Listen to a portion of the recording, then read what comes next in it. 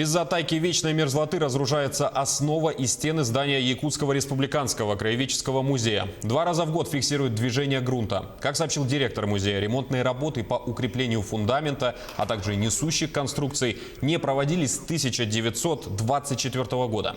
По результатам проведенных обследований состояние оценивается как аварийное.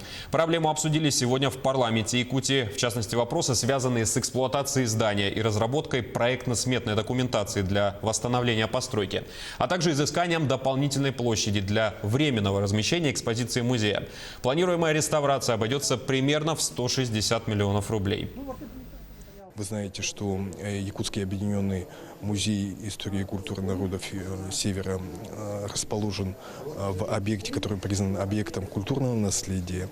И существуют определенные ограничения по внесению изменений во внешний вид здания, в проведении соответствующих работ. Необходимо дополнительное еще обследование и предусматривать мероприятия по реконструкции этого объекта и укреплению его структуры.